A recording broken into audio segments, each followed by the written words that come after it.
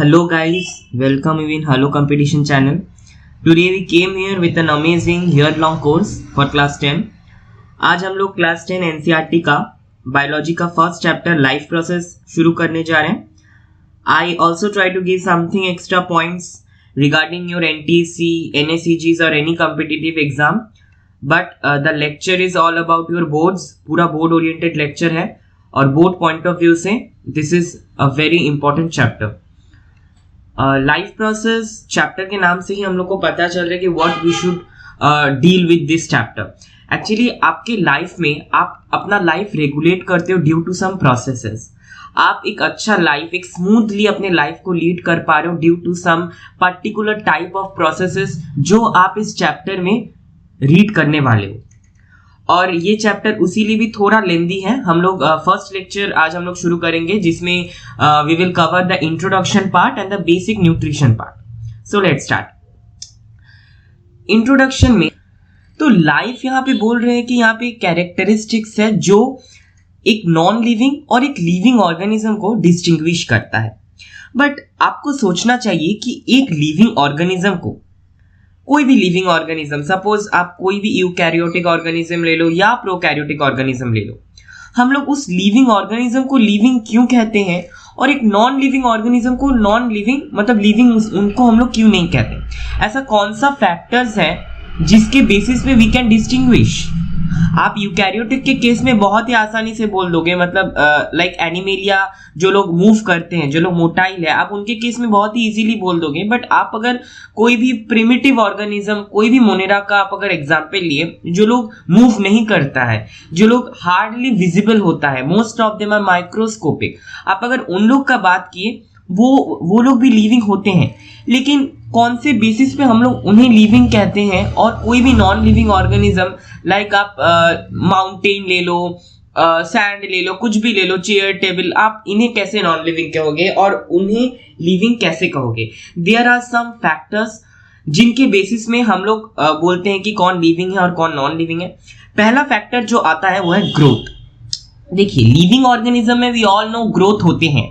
अभी आप अगर ह्यूमन का ही एग्जांपल ले लिए तो आप जब छोटे थे तब आपका वेट थोड़ा कम था, आपका हाइट थोड़ा कम था, लेकिन आप जैसे बड़े होते गए आपका बॉडी मास बढ़ता गया, आपका प्राइमरी ग्रोथ होता गया, आपका सेकेंडरी ग्रोथ होता गया.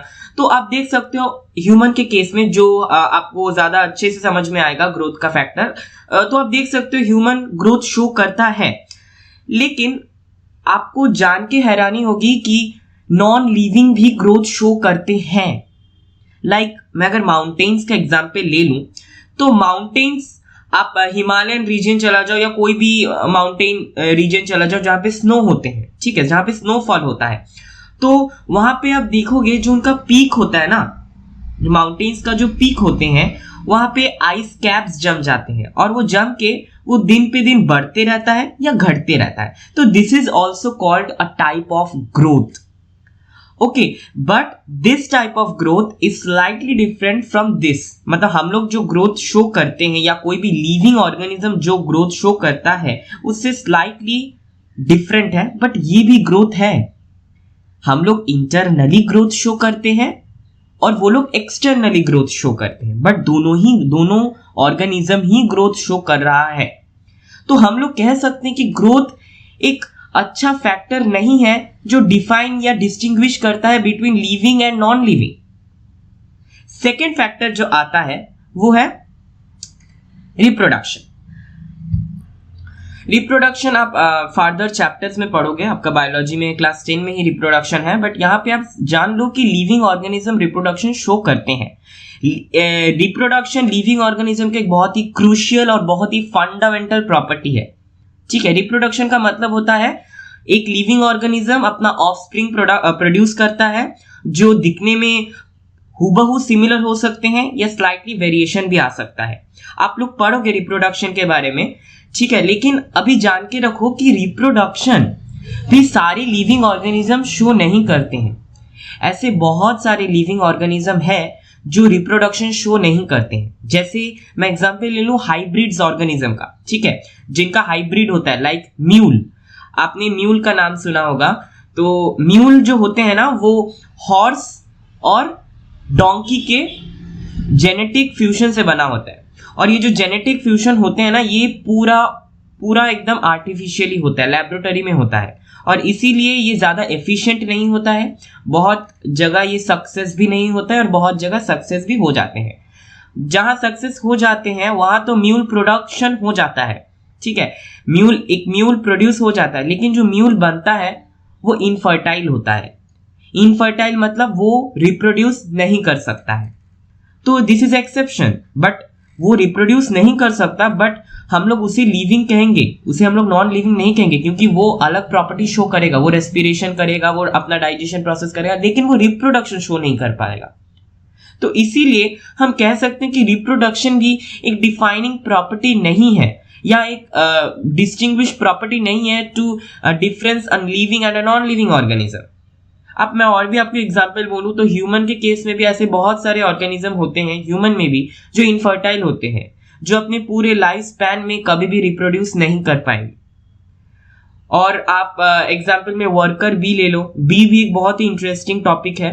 तो वर्कर भी जान के रखो, वो लोग भी इनफर्टाइल होते हैं, वो लोग भी रिप्रोडक्शन नहीं कर पाते हैं, ठीक है। सो उसके बाद जो प्रॉपर्टी आता है वो बहुत ही जरूरी प्रॉपर्टी है, एंड दैट इज मेटाबॉलिज्म।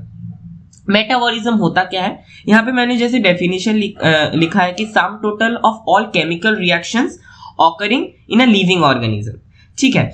ये जो आप देख रहे हो मेटाबॉलिज्म जो दिया हुआ है, ये बहुत ही इंपॉर्टेंट फैक्टर है। ये क्यों इंपॉर्टेंट है? क्योंकि यही एक प्रॉपर्टी है जो एक लिविंग और एक नॉन लिविंग को डिस्टिंग्विश करता है। ये बहुत ही इंपॉर्टेंट टॉपिक है, ये आपके एनसीईआरटी में भले ही ना दिए हो, लेकिन आपको ये जानना चाहिए। एनटीसी पॉइंट ऑफ व्यू से भी इंपॉर्टेंट है और आपका कंसेप्ट बिल्डिंग करने में भी बहुत इंपॉर्टेंट है। तो मेटाबॉलिज्म मतलब क्या होता है, आपके बॉडी में बहुत से टाइप का सेलुलर रिएक्शंस होते हैं। सेलुलर रिएक्शन मतलब क्या, जो रिएक्शन सेल लेवल में होता है, ठीक है। बहुत सारे सेलुलर रिएक्शंस होते हैं आपके बॉडी में, लाइक आप कोई भी फिजियोलॉजिकल प्रोसेस ले लो, कोई डाइजेशन ले लो, रेस्पिरेशन ले लो, ये आपके बॉडी में होता है। तो यही सब प्रोसेसेस को हम लोग कहते हैं मेटाबॉलिज्म, ठीक है। मेटाबॉलिज्म हमने इसे केमिकल रिएक्शन इसीलिए कहा है क्योंकि हम लोग के बॉडी में जो भी प्रोसेसेस होते हैं, जो भी रिएक्शंस होते हैं, वो लोग इरिवर्सिबल होते हैं। और आपको पता है केमिकल रिएक्शन का मतलब इरिवर्सिबल रिएक्शन है, जो रिवर्स नहीं होगा, जो एक बार हो गया तो हो गया, ठीक है। तो हम लोग के बॉडी में जितना भी रिएक्शंस होते हैं, जितना भी सेल लेवल में रिएक्शंस होते हैं, उस सारी रिएक्शंस को हम लोग बोलते हैं मेटाबॉलिज्म। और ये रिएक्शंस होते हैं बोल के ही हम अपना लाइफ को मेंटेन कर पा रहे हैं। तो ये रिएक्शन हम लोग के बॉडी में होना बहुत ही एसेंशियल है। मेटाबॉलिज्म का दो ब्रांच है, एक है कैटाबॉलिज्म और एक है एनाबॉलिज्म। ये बहुत ही इंपॉर्टेंट है। कैटाबॉलिज्म का मतलब है कि यहाँ पे कॉम्प्लेक्स मॉलिक्यूल सिंपलर मॉलिक्यूल में ब्रेक डाउन होता है। अब देख सकते हो कॉम्प्लेक्स मॉलिक्यूल सिंपलर मॉलिक्यूल में ब्रेक डाउन होता है और यहाँ पे एनर्जी रिलीज होते हैं। देखो ब्रेक डाउन होते हैं। ब्रेक डाउन का मतलब क्या है? ब्रेक डाउन का मतलब है कि बहुत ही कॉम्प्लेक्स मॉलिक्यूल ले लो, ठीक है, उसे आप with the help of enzymes. मैं अगर ह्यूमन का बात करूं तो ह्यूमन के बॉडी में अगर आप सपोज कोई प्रोटीन लिए, एग वाइट आपने इंटेक किया, एग वाइट में रिच प्रोटीन होते हैं, आप एग वाइट इंटेक किए, वो एक बहुत ही कॉम्प्लेक्स मॉलिक्यूल है। उसको आपके बॉडी में यूटिलाइज करने के लिए उसको तोड़ना बहुत ही जरूरी है, क्योंकि उसे तोड़ के जो चीज आएगा, जो प्रोडक्ट उस कॉम्प्लेक्स प्रोटीन को तोड़ के आएगा, वही प्रोडक्ट हम लोग के बॉडी को चाहिए और उस प्रोडक्ट का नाम है अमाइनो एसिड। तो एक्चुअली अमाइनो एसिड ही हम लोग के बॉडी को चाहिए रादर देन प्रोटीन। हम लोग प्रोटीन को क्यों खाते हैं? क्योंकि वहां से ही अमाइनो एसिड आता है। एक्चुअली हम लोग उसे ही अगर ब्रेक डाउन करेंगे तभी हमको अमाइनो एसिड मिलेगा, ठीक है। तो आप ये अमाइनो एसिड जो ब्रेक डाउन होते हैं, ये हम लोग डाइजेशन प्रोसेस में पढ़ेंगे बहुत ही डिटेल में। और आप जान के रखो कि उसका और एक एग्जांपल है रेस्पिरेशन, ठीक है। रेस्पिरेशन में भी एनर्जी रिलीज होता है। आप लोग पढ़े होंगे क्लास 7 में कि वहाँ पे एनर्जी रिलीज होता है in the form of ATP, adenosine triphosphate, ठीक है। वहाँ पे भी सेलुलर रेस्पिरेशन होता है माइटोकॉन्ड्रिया में। We will study this in respiration lecture, ठीक है। तो यहाँ पे जान के रखो कि कैटाबॉलिज्म का मतलब है कि जहाँ कॉम्प्लेक्स मॉलिक्यूल तोड़ के सिंपलर मॉलिक्यूल में हो जाता है और यहाँ पे एनर्जी रिलीज होते हैं। आपको ये और भी अच्छे से समझ में आ जाएगा जब आप एक एक प्रोसेस को डिटेल में पढ़ोगे, तब आप खुद ही बोल दोगे कि which process is catabolic process and which process is anabolic process. ये भी कभी कभी एनटीएससी में आ जाते हैं कि कौन सा कैटाबॉलिक प्रोसेस है, कौन सा एनाबॉलिक प्रोसेस है, या किसमें एनर्जी रिलीज होता है, किसमें एनर्जी का रिक्वायरमेंट होता है। ठीक है, फिर आ जाता है एनाबॉलिज्म। एनाबॉलिज्म कैटाबॉलिज्म का ठीक ही ऑपोजिट है। ठीक ही ऑपोजिट मतलब यहाँ पे हम लोग क्या देखें, कैटाबॉलिज्म में देखें कि कॉम्प्लेक्स मॉलिक्यूल सिंपलर मॉलिक्यूल में टूटता है, लेकिन एनाबॉलिज्म में सिंपल मॉलिक्यूल जोड़ जोड़ के, या हम लोग कह सकते हैं कि अक्यूमुलेट होके एक बड़ा सा कॉम्प्लेक्स मॉलिक्यूल बनाता है, एक बड़ा सा कॉम्प्लेक्स मॉलिक्यूल बनाता है। ठीक है, इसमें एनर्जी का रिक्वायरमेंट है, बहुत इंपॉर्टेंट है, इसमें एनर्जी का रिक्वायरमेंट है। ठीक है, यहाँ पे एनर्जी लगता है। यहाँ हम लोग कह सकते हैं कि यहाँ पे मेटाबॉलिक सिंथेसिस करता है। मेटाबॉलिक सिंथेसिस मतलब मेटाबॉलिक प्रोडक्शन करते हैं ये लोग। ठीक है, ये हम लोग फोटोसिंथेसिस में पढ़ेंगे। फोटोसिंथेसिस को हम लोग एनाबॉलिक प्रोसेस क्यों कहते हैं, हम लोग जब फोटोसिंथेसिस का लेक्चर लाएंगे तब आपको समझ में आ जाएगा कि फोटोसिंथेसिस को हम लोग क्यों एनाबॉलिक प्रोसेस कहते हैं। तो हम लोग मेटाबॉलिज्म से समझ सकते हैं कि it is a factor which can distinguish a living and a non living organism. तो चलो, एक तो फैक्टर हम लोग को मिल गया, तो जिस फैक्टर को हम लोग देख के बता सकते हैं कि हाँ ये ऑर्गेनिज्म लिविंग है और ये ऑर्गेनिज्म नॉन लिविंग है। ठीक है, अभी उसके बाद वाला जो फैक्टर है वो है कॉन्शियसनेस। कॉन्शियसनेस का मतलब क्या है, देखो मैंने इधर एक प्लांट्स का फोटो डाला है। ठीक है, आप एक प्लांट्स का फोटो देख सकते हो। इस प्लांट का नाम है मिमोसा पुदिका। इस प्लांट का नाम है मिमोसा पुदिका। ये आप फर्दर चैप्टर में पढ़ोगे, कंट्रोल कोऑर्डिनेशन चैप्टर में आप लोग पढ़ोगे मिमोसा पुदिका के बारे में। तो मैं यहाँ पे बता देता हूँ, कॉन्शियसनेस भी एक अच्छा प्रॉपर्टी है, ये भी एक एसेंशियल प्रॉपर्टी है, क्योंकि ये भी एक प्रॉपर्टी है जो एक लिविंग और एक नॉन लिविंग ऑर्गेनिज्म को डिस्टिंग्विश करता है। जैसे आप प्लांट्स के केस में देखो कि आप जब आपके एनवायरनमेंट में अगर ये प्लांट पाया जाता है तो आप टेस्ट करोगे कि जब आप इसे छुओगे ना तब ये मुरझा जाता है, ये अपने में ही मुरझा जाता है। तो ये क्यों मुरझाता है, ये एक स्टिमुली शो करता है, ये स्टिमुली शो करता है। अभी आप बोलोगे स्टिमुली क्या होता है, stimuli changes in the environment होता है। मतलब आपने इसे छुआ, इसके पास एक सेंस आया कि हाँ मुझे कोई छू रहा है, उसे आप बोल सकते हो उसे इनसिक्योरिटी फील हुआ और उसका भी सिस्टम में गया कि हाँ मुझे खतरा है, मुझे भी कोई छू रहा है, मुझे भी मुरझा जाना पड़ेगा। तो वो जो मुरझा रहा है वो उसका रिस्पॉन्स है, that is called stimuli. Okay, इसे ही हम लोग कॉन्शियसनेस कहते हैं। और यूकैरियोटिक बोलो, ऑल द लिविंग ऑर्गेनिज्म में कॉन्शियसनेस होते हैं। ह्यूमन के केस में तो स्पेशल टाइप ऑफ कॉन्शियसनेस होते हैं जिसे हम लोग सेल्फ कॉन्शियसनेस कहते हैं, राइट। तो यही है कि ये भी डिफाइनिंग प्रॉपर्टी है। लेकिन आप अगर बोल दो माउंटेन का बात, मैंने जैसे कर रहा था माउंटेन, तो माउंटेन को अगर आप काट भी देते हो तो वो कुछ रिस्पॉन्स शो नहीं करता है आपको। ठीक है, तो आप इससे इजीली डिस्टिंग्विश कर सकते हो कि हाँ भाई ये लिविंग है और ये नॉन लिविंग है। ठीक है, फिर फैक्टर आता है, जो लास्ट फैक्टर है वो है सेलुलर फीचर। सेलुलर फीचर का मतलब all the living organism are made up of cell, it is a basic thing. ठीक है, कोई भी नॉन लिविंग ऑर्गेनिज्म सेल से तैयार नहीं होता है, और एक लिविंग ऑर्गेनिज्म सेल से तैयार होता है बोल के ही वो मेटाबॉलिज्म शो करता है। ठीक है, तो ये भी एक फीचर है जिससे आप डिस्टिंग्विश कर पाओगे लिविंग और नॉन लिविंग के बारे में। फिर आता है वायरस।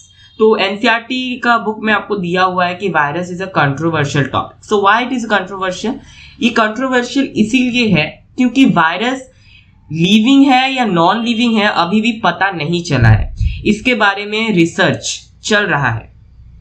ठीक है, वायरस के बारे में रिसर्च चल रहा है कि इट इज लिविंग और नॉन लिविंग।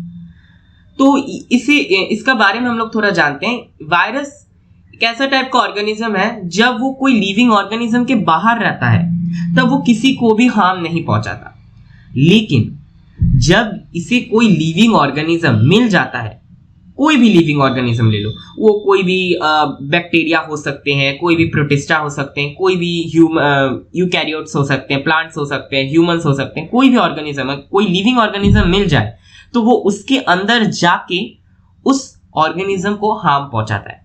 कैसे हार्म पहुंचाता है? एग्जाम्पल, वो ऑर्गेनिज्म जो भी न्यूट्रिएंट्स लेते हैं वो न्यूट्रिएंट्स को वो खुद ही खा जाते हैं और खुद खा के अपना मेटाबॉलिक प्रोसेस को एक्टिव कर देता है। तो हम लोग कह सकते हैं कि जब वायरस आउटर एनवायरनमेंट में रहता है वो मेटाबॉलिकली इनएक्टिव रहते हैं, लेकिन जब भी इन्हें कोई होस्ट मिल जाता है या कोई लिविंग ऑर्गेनिज्म मिल जाता है तभी ये मेटाबॉलिकली एक्टिव बन जाते हैं। मतलब ये हर एक प्रोसेसेस शो करना शुरू कर देते हैं जो एक लिविंग ऑर्गेनिज्म करते हैं, लाइक रिप्रोडक्शन बोलो, अपना रेस्पिरेशन बोल दो, कोई भी मेटाबॉलिक प्रोसेस करना शुरू कर देते हैं। सो वायरस के बारे में आपको जानना जरूरी है क्योंकि एनसीईआरटी में दिया हुआ है। फिर आते हैं सिग्निफिकेंट ऑफ लाइफ प्रोसेस। तो ये क्या है भाई significant of life process? Significant of life process का मतलब है कि आप जो लाइफ प्रोसेस कर रहे हो ये आपको क्यों करना चाहिए। एक्चुअली आप रेस्पिरेशन कर रहे हो, रेस्पिरेशन से आपको क्या बेनिफिट मिल रहा है? आप डाइजेशन कर रहे हो, आप डाइजेशन से आपको क्या बेनिफिट मिल रहा है? आप कोई भी फिजियोलॉजिकल प्रोसेस कर रहे हो, आपको वहां से क्या सिग्निफिकेंस मिल रहे हैं, वही। ठीक है, तो फर्स्ट पॉइंट जो है वो है it provides cellular need. It provides cellular need. Cellular need मतलब सेल डिमांड। ठीक है, सेल का डिमांड। सेल का डिमांड मतलब आपको भूख लगा है। अल्टीमेटली आपको भूख लगा है मतलब आपके सेल को भूख लगा है। आप प्रीवियस क्लासेस में पढ़े होंगे कि cell is the basic structural and functional unit of life. आपके बॉडी में जो भी डिमांड होते हैं, इट कैन बी एनर्जी का demand, it can be food का डिमांड, कुछ भी डिमांड होते हैं वो हर एक डिमांड आपके सेल का होता है। भले ही वो रेस्पॉन्स आप देते हो लेकिन उसका डिमांड जो है वो सेल का होता है। तो उसी को हम लोग कहते हैं सेलुलर नीड। सेल को भूख लगा है मतलब आपको भूख लगा है मतलब आपके सेल को भूख लगा है, मतलब आपका सेल को खाने का नीड है, that is called cellular need. तो लाइफ प्रोसेस अगर आप करोगे तो आपका सेलुलर नीड फुलफिल हो जाएगा। सेकेंड जो पॉइंट आता है वो है होम्योस्टैसिस। होम्योस्टैसिस का क्या मतलब है? होम्योस्टैसिस का मतलब है बाहर में इस समय समर सीजन चल रहा है, बहुत गर्मी है, ठीक है, बाहर का टेम्परेचर हाई रहता है तो अंदर का टेम्परेचर लो हो जाता है। मतलब अंदर का जो आपका मेटाबॉलिक प्रोसेस हो जाता है वहां पे जो आपका बॉडी का जो टेम्परेचर होता है वो लो हो जाता है ताकि वो बाहर का टेम्परेचर से रेगुलेट या मेंटेन कर सके, ताकि आपका बॉडी रेगुलेशन हो सके। और आप और एक एग्जांपल ले लो, विंटर सीजन में जब बाहर का टेम्परेचर लो रहता है, जब ठंडी का मौसम होता है, तब आपका बॉडी का जो टेम्परेचर होता है वो स्लाइटली हाई हो जाता है।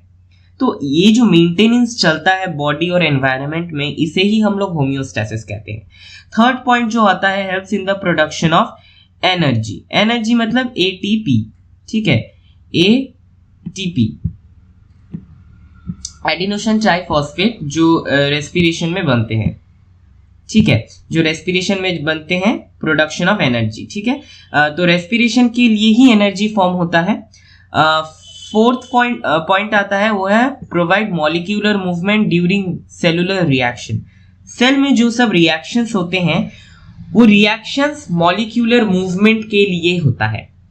फर्स्ट बात तो सेल को जरूरत है बोल के ही वो रिएक्शन हो रहे हैं, नहीं तो कोई भी रिएक्शन नहीं होगा। सेल का डिमांड है बोल के ही एक सेल एक केमिकल रिएक्शन के थ्रू आउट जा रहा है। लेकिन वो जब सेलुलर रिएक्शन कर रहे हैं वहां पे मॉलिक्यूल्स जो आपके बॉडी में है वो मॉलिक्यूल्स का भी मूवमेंट होना जरूरी है, और वो मॉलिक्यूल्स अगर मूवमेंट नहीं करेंगे तो आपको प्रॉब्लम या दिक्कत आ सकती है। तो इसीलिए जब एक सेलुलर रिएक्शन होते हैं तब आपके बॉडी का भी मॉलिक्यूलर मूवमेंट होता है। फिफ्थ पॉइंट है जो बहुत ही बेसिक पॉइंट है वो है it has well organised structure. It has well organised structure मतलब एक लिविंग ऑर्गेनिज्म का एक वेल ऑर्गेनाइज्ड स्ट्रक्चर होना अनिवार्य है, ठीक है। अभी हम लोग ने जितना भी पढ़ा ये metabolic process, anabolic process, catabolic process, हम लोग ने बहुत सारा फैक्टर्स को देखा जैसे हम लोग डिस्टिंग्विश कर पाएंगे लिविंग और नॉन लिविंग के बारे में। तो इस चैप्टर का जो मेन पॉइंट है वो है लाइफ प्रोसेस। तो ये लाइफ प्रोसेस क्या है? लाइफ प्रोसेस ये फंडामेंटल प्रॉपर्टीज है एक्चुअली जो हम लोग के बॉडी के अंदर होता है। ये बेसिक फंक्शनलिटी है जिसके कारण हम अपना लाइफ को बहुत ही स्मूथली चला सकते हैं। तो this is called life processes. ये बेसिक फंक्शनैलिटीज है जो अपने बॉडी के अंदर होता है और उसी के कारण हम लोग लिविंग कहलाते हैं। अब वायरस का एग्जांपल सबसे अच्छा बोल सकते हो जिसमें आप लिविंग और नॉन लिविंग दोनों ही देख सकते हो, मतलब वो कब लिविंग रहता है कब नॉन लिविंग रहता है। ठीक है, दैट्स ऑल फॉर टुडे। बाकी हम नेक्स्ट क्लास में कंटिन्यू करेंगे। होप आप लोग क्लास को एंजॉय किए। Good bye.